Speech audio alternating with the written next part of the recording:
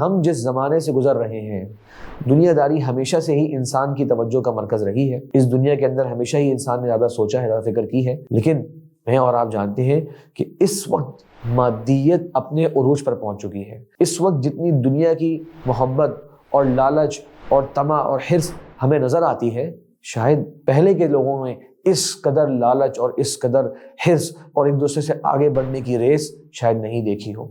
लेकिन अब ये चीज़ बढ़ती चली जा रही है।